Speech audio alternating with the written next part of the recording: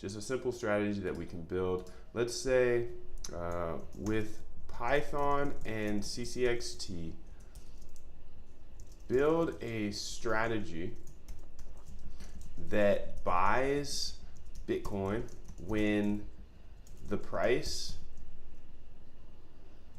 is over, let's say, is over the 20 SMA, and then sell Bitcoin, sell when the price drops under the 40 SMA.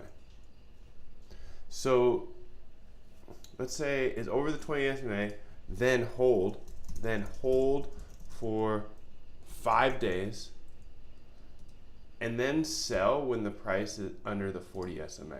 So this is like the 40 SMA, the red right here. It's actually the 41, but close enough. So we want to buy when the price goes above this green line, which is the 20 SMA. And then we want to hold for 5 days. And then when the price comes under the 40 SMA, which we're going to give it 5 days here to get over it. Once it goes under it, then we will sell. So we would have to look at the daily. I'm looking at the 15-minute right now. And you can see price recently went over the 20 SMA.